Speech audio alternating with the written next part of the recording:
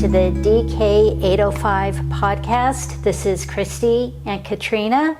I just wanted to take the time to introduce ourselves. We've decided to go live because we're in hopes of building a YouTube channel now. And why we decided to do that, we had a wonderful opportunity to go down to the Hopeaholics. Katrina set that up, and I'll let her tell you how she set that up and how it's inspired us to connect on a deeper connection with our listeners and audience. That connection was really, just looking back, it was the first podcast I found after my son Dylan transitioned home May 22nd, 2022, that date, May 22, 2022. And in that the months following, I just started finding everything I could find to help me while I was in the very early stages. And I came across the Hopeaholics podcast. And in that, I just messaged out. I don't even know why. I just was everything I was hearing was just, there were so many people that were coming on talking about what we're talking about now. And they were in that journey then, and we're here now. And I reached out, and they had wanted me to come down then and share my story. I even said yes. I think I said yes right away, and then back and forth a little bit. I just completely decided that was not something I could do that early. And then here we are now, 3 years later.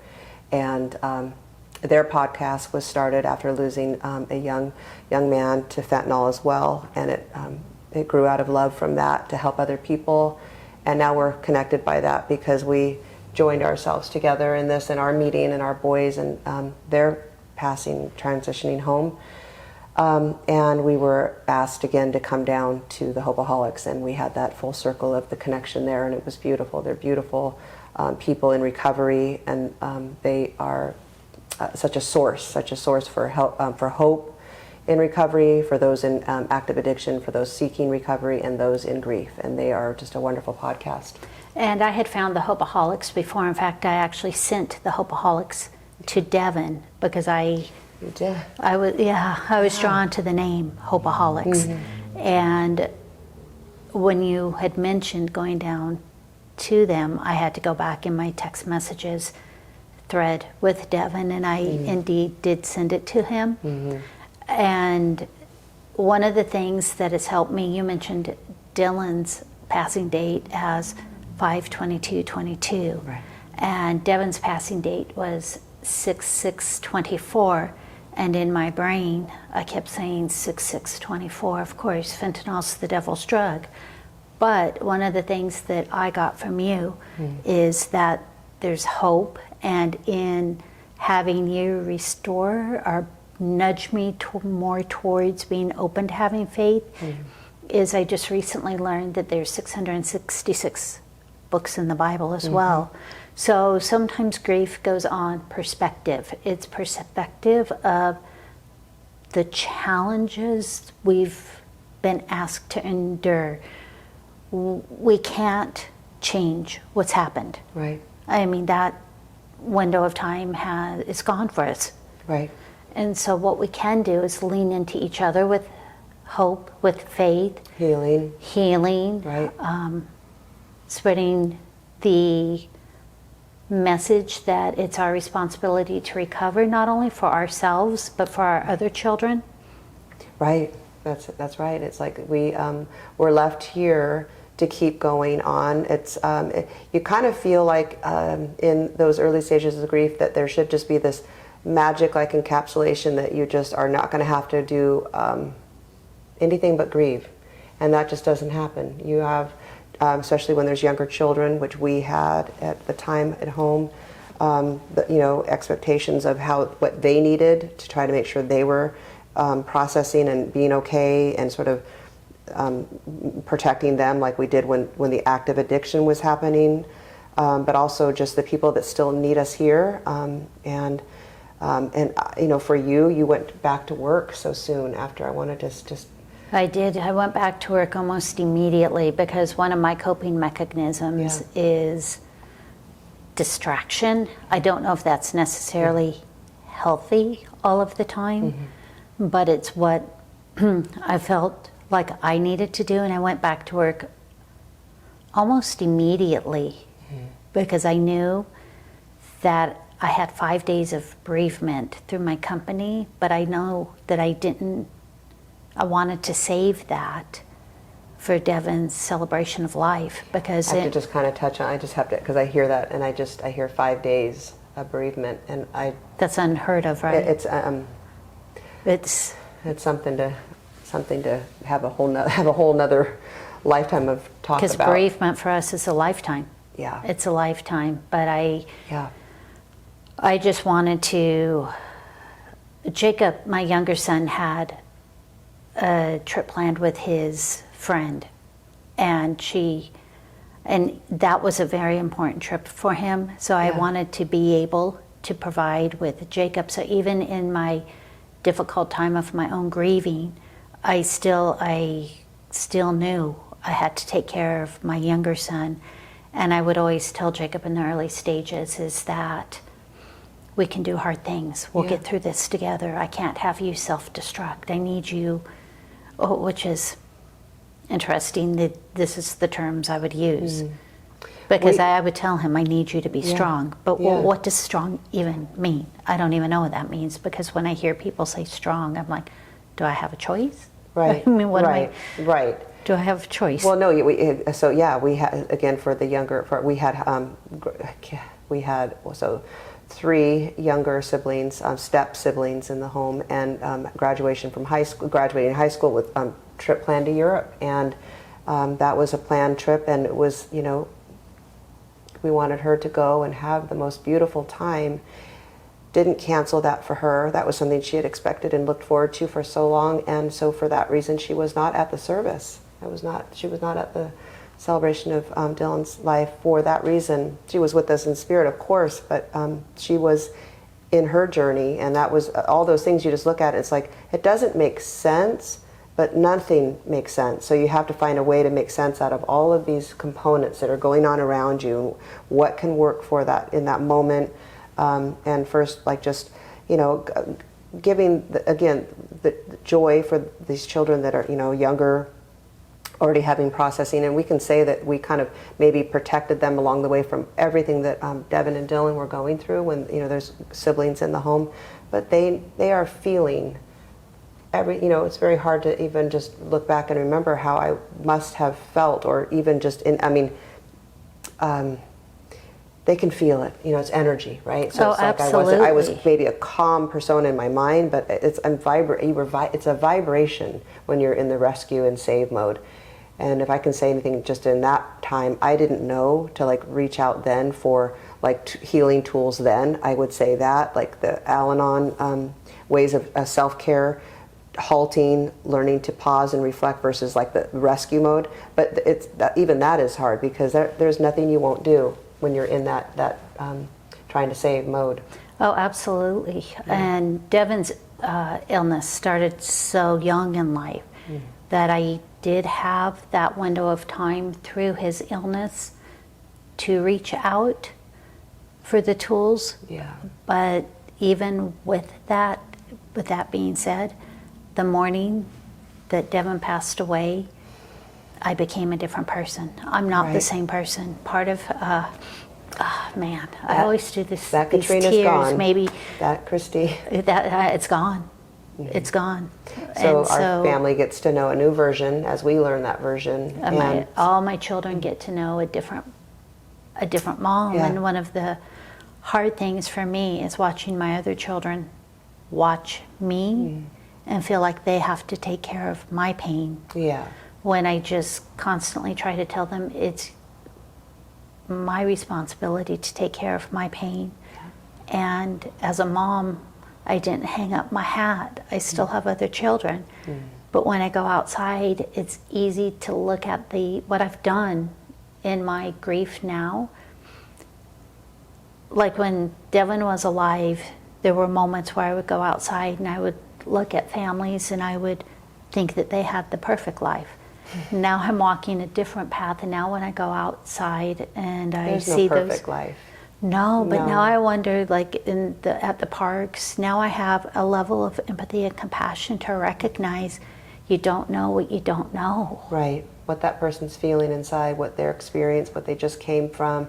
Just having kindness and compassion, which is what we started with our wording together and how we wanted this to feel to people, that there's so much, we're so polarized right now with everything going on, and just the news can make, everybody is, you know, kind of feeling, there's so much going on in the world, turning that down. And if we can just tune more into like that, all we can do is sort of that self-care, like I was talking about, you know, putting our own mask on first so we can be, you know, able to process everything that's going on, not working with, gosh, the shame and stigmas that are attached to. And here comes Shadow. Here's the other angel that has always been a part of. This is our real lives. These are our fur babies. So this is Dylan's little Shadow. He would just, whenever he would be heading out the door, I would just say, so you're going to leave like that? You're going to leave with like we had just finished maybe a not so great conversation? And he would always say, but yes, but I'm going to say goodbye to Shadow. You know? Oh, and what a beautiful memory. I know. Yeah. If he can't say goodbye to me, he said goodbye to Shadow. Always. He always left in love, though. Always left in love, and he just, again, pure love and light. Those boys and our boys, but just remembering that yes, we have a different view now. We always will. Our perspective, for sure. Did I even think that my son would not have found that recovery tool, that one more chance would not be his? As we know, relapse is a part of everybody that is in recovery, but it is with the fentanyl and the crisis of fentanyl and the xylazine and the carfentanil and the nitazines that they're changing daily. They're changing weekly. We're hearing about them, and this is a current epidemic. It is not. It is, if we talk about levels of like statistics.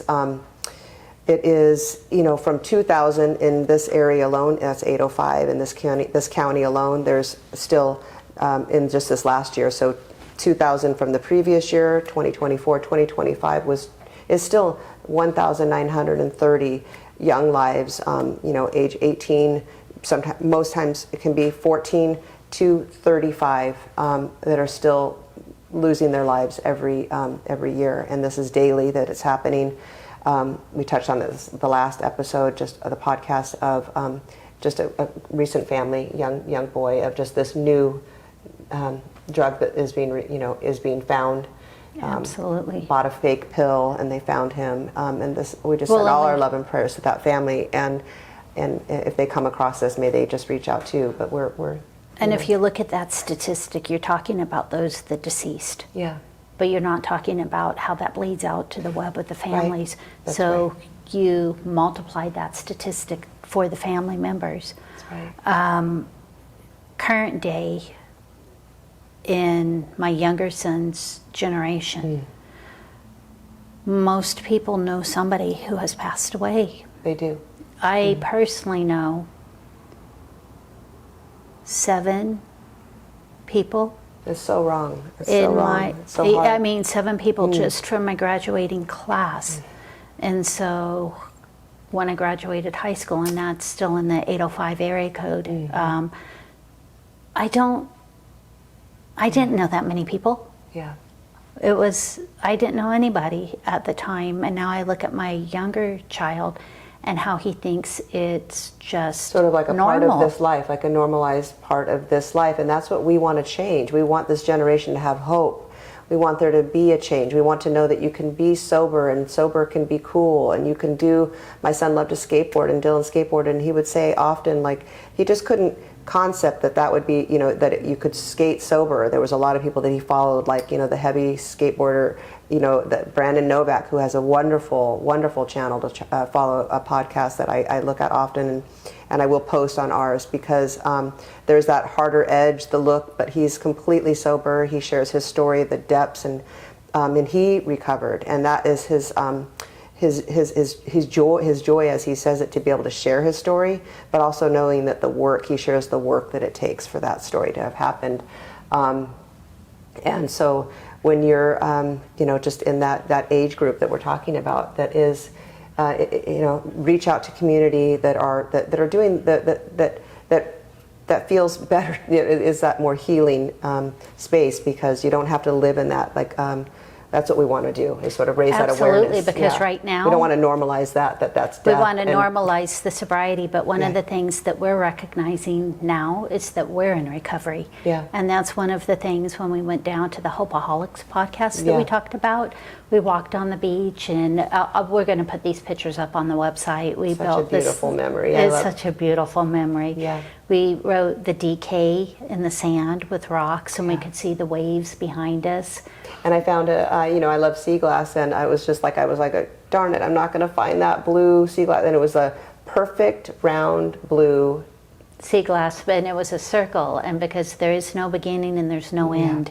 And so Katrina held up, she's like, look what I found. And I'm like, my signs. Yeah, it was her sign, but it came in the form of a circle, because there really is no beginning and there is no end. Yeah. So in those moments where we're in recovery, we're learning how to recover, and we want to reach out to those other parents and hope that what we share, that we want you to recover as well. And as recovery is as individual for us as it was for our children. Right.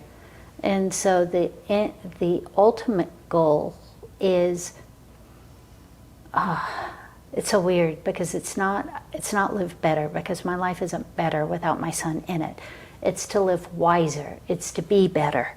It's to be a better person, be a better human, to be less judgmental. Right. Some of the things that I learned through this journey myself is how I can look at somebody and assume or make it a presumption that they're okay. And I've been, I don't like using the word victim, but I've been the target of people assuming I'm not grieving based on how I look. How you carry yourself. With Or the how I strength, laugh, or if I'm smiling, that I must not be grieving. Yeah. That's such a false statement. It's a whole nother stigma that is just so unfair, the expectations of how someone needs to look when they're grieving, because so we're supposed to carry on about life, but then we're supposed to do it with a look for someone else, which is just, it's a false narrative. We can't live in that illusion. We need to break that stigma. We need stigmas to be broken where, if you see someone that if it's in a safe situation and you're not in harm's way, because I say this because I did in the early stages, we've shared that, any young person that resembled the age of my son, or just looking like a little, maybe lost, looking at I had, my desire was to make sure that person knew that they're, did they need to, call their mom, or just to feel that they weren't alone. And, you have to be safe about those things, but I also needed to do those things. They were part for my healing of just, it gave me, and it still does give me comfort, but you have to be safe. We don't ever know what stage someone's in. And with that, I always, though, there's that compassion that we can have for another human, that we do not know what they're going through at all, and that what we can do is just be a smile and be kindness and non-judgment.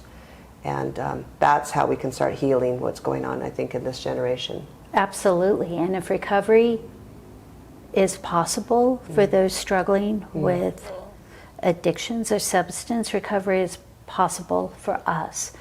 Not that we'll be the same person, but I can be more aware, I can be kinder, I can reach out my hand. I always say, I'm sorry to interrupt you, Kristi, but if I knew then what I know now, so it's sort of like the tools, I only had the tools I had then, which how we were both, in that they're different journeys, but the same, in that, we were using the tools we had from our own personal experiences, how to implement that with our boys, and what we thought was the best, and what we did everything. And if there was a rock unturned, then tell me what that rock was, because I felt I turned them all over. But again, it is this epidemic now of these drugs that do not give you one more chance, and that is what we're trying to raise that awareness. But like what we're learning now, we can do better now, because we're learning as we're going better tools to persevere as we have to, and I know that my Dylan wants me to do that, and I know that Devin that's how we got joined. I know that they're in this walk with us, and to help raise awareness and they know better now, and they know, you know, I hear Dylan say to me all the time, just keep doing the work, Mom. Well, absolutely, absolutely. And I would always tell Devin, thank you for being brave. Every time he went into treatment, I would say, thank you for being brave. Yeah. And so to any of the listeners here, I would encourage us all to be brave in the face of saying no. Yeah. Saying no to those drugs. That takes courage. That's courageous. Because I don't know if we all live in a society, but acceptance is something that most of us want in life. It's probably far and few between that don't want that acceptance. I don't know anybody to fit in. So if when you don't feel good, you try to, if fitting in means taking a substance, be brave. Be brave for yourself. Be brave for your friends. Yeah. Leave those situations Yeah. because it's dangerous. And we want a future for you. We want you to have what I want you to have what my boy couldn't have. And I am thrilled every time I see somebody living. There's so many beautiful people that are sharing their people. stories, and this community of recovery, and just the work that it takes, which is a reminder, it is the work of a warrior to get to be sober, to be young and be sober, to get outside of that acceptance of just for yourself, loving yourself for who you're. We talked about that, like just Absolutely. being okay with who you are, and just getting to know yourself, to give yourself that gift of taking that time to be, you know, who am I? And that's what matters, your relationship with yourself, God and yourself, how you find peace, how you seek your, you know, healing, anything that's, you know, the traumas that are, you know, come in. That's the other thing we will get on, we will touch into future episodes, the traumas that do affect our children, young people, our own lives as we grew up, and how that generational trauma can be healed and needs to be worked on, because it's like it just keeps going forward. Absolutely. If we don't, we're trying to break cycles. We're trying to break this stigma for. It's a big part, I think, just breaking this generational trauma of like let's like let it begin healing now for our children. This to stop, to have it be this generation, to let our boys be they're soldiers. They were, and our children were, I've always said this, lines. Our children were on the front line of this opiate epidemic, but one of the things that we want to recruit our listeners to be those warriors, to spread the positive messages that recovery is possible. Sobriety is the new cool, you know, and just keep working. If you trip and fall. This one here, this Just for Today, and I ordered this off of a beautiful podcast. It's the Punk Rock Recovery. Oh yeah. Oh, she's beautiful. She's Amanda. so beautiful. She's so inspiring. And she's so artistic and just beautiful soul. And she talks about the work and the healing of her own, you know, childhood traumas, and just and she just has an amazing to reach out to if you are in active addiction, or you're a mom that has a child that resonates with that, you know, the skateboarding and that harder sort of, you know, with Devin it was music and the punk rock and you know, just having did I tell you I ordered her beanie? I love that. I did, and I got her sweatshirt too, so I can't. I'm gonna have to get one and we'll wear it. Absolutely, but I can't wait for people to ask me what the Undead Club means. So and if you can find her on Punk Rock Recovery. That's right. She has a whole line of really beautiful streetwear and things that are just this journal, like I said, that I journal a lot. It's very healing, but just writing down the notes. But it's a beautiful message. You just have to. There's lots of resources out there, and like I said, within just one post that she saw of ours, she reached out to us, and this is the loving community that is out there. She is in her recovery, in her sobriety. She, within just hearing our podcast, was so touched by that. She touched our heart so deeply. She like within, I don't even know, 20 minutes, sent us both this beautiful picture of our boys artistically done with her art, of with their wings. Dylan with his, with their wings, and Dylan with his skateboard, and Devin with his music, and it's just a beautiful gift. And that's the community that gives you like that hope that there's, you know, there's so many people to reach out to. You are not alone. So if you're in active addiction and you're seeing this, or if you're the mother with a child, and if you're in where we are with grief, we are here to help you with any resources we found along the way, and we want to hear from you. And this is our journey to help. Absolutely, and you can find us at the DK805podcast.com. Reach out to us. We're on Spotify. Katrina does a wonderful job on Spotify. That's probably the best place. She does a wonderful job. We have a website as well. It's Instagram. Oh Instagram. Yeah. What am I saying? So Spotify and Apple, you can see you can hear the episodes. Yeah, this is the imperfect part of me. That's why there's two of us perfect, here. right? The Instagram is the one that I'm running, and then Kristi has the Facebook. Yeah, but the Instagram's much better. Check her out on Instagram because she's on top of it. And she does a wonderful job. And you can listen to us on Spotify, on Apple Podcasts. We're building our YouTube channel now, so follow us on YouTube. We're just excited to be part of this journey. We're excited to share our healing. And just for today, this is my soul sister here, and I'm so grateful I found her. And how we connected was through the internet. And so the internet is a healing tool. Use it for the right reasons. Use it for the right reasons. Yeah. Right? Mm-hmm. Thank you so much. Thank you so much.